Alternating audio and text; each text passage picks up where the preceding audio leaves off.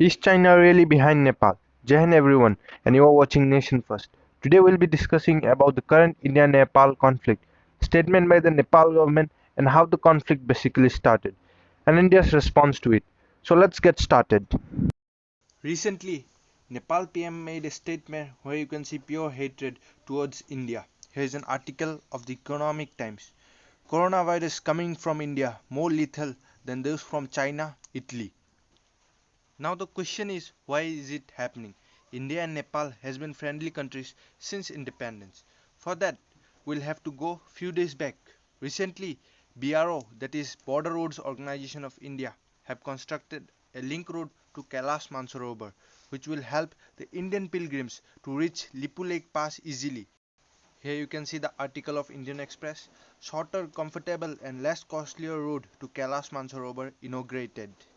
Same thing is said by the Defense Minister. Border Roads Organization connects Kailash Mansarovar Road to China border. Now, if you look at the map of India, this is basically Lipu Lake here, near the China border in the state of Uttarakhand. Immediately after the construction of this road to Kailash Mansarovar, Nepal objects to it, and the Foreign Affairs Ministry of Nepal has written a letter where you can see they write, the government of Nepal has learned with regret about the inauguration yesterday by link road connecting Lipu Lake, which passes through Nepal territory. Further they write, the light of this development, the government of Nepal calls upon the government of India to refrain from carrying out any activity inside the territory of Nepal. The government of Nepal re-emphasized that pending boundary issues between the countries should be resolved through diplomatic dialogues. With this in mind, the government of Nepal has proposed twice the dates of holding the meeting of the foreign secretaries of the two countries, as mandated by their leaders, for which the response from the Indian side still awaited. Now, what they are saying is that the link road which connecting to Lipu Lake passes through Nepal. They are claiming it as their territory. On response, India rejected Nepal's claim. Here you can see the article of Indian Express. India rejects Nepal's claim on border road.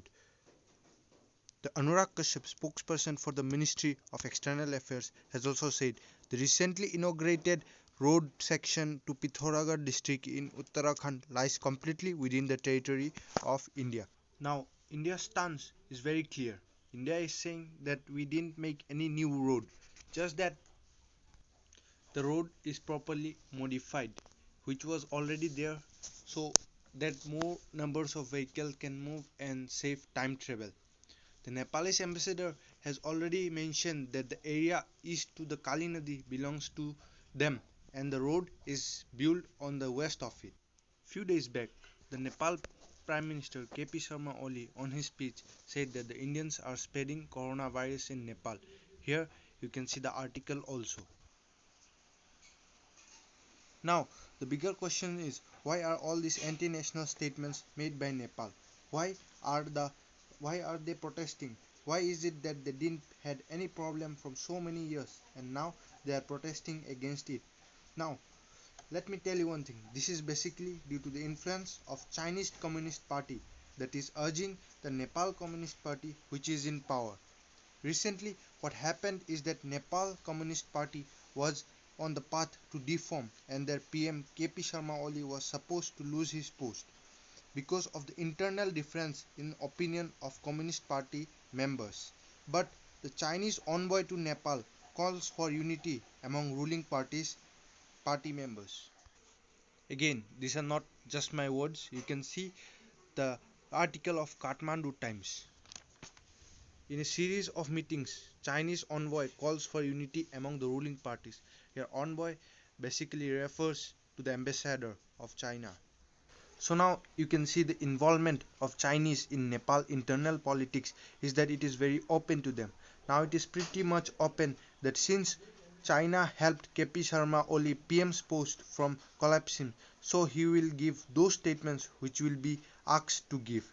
In the similar scenario, same thing happened when Abdullah Yamin was in power in Maldives and he was so pro-China and gave so many anti-India statements. After that, when the government changed and Maldives is now neutral. Nepal is also the same, but it does not seem that the current Nepal government is going to change in next 2 to 3 years. Adding on to the above, recently a Chinese claimed the entire Mount Everest to be in their side, but in response, Nepal did not say a word against them.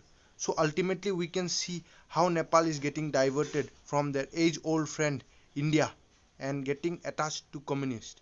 Even the Army Chief of India, General M.M. Narawane, has said that it is also because of the third party influence on Nepal.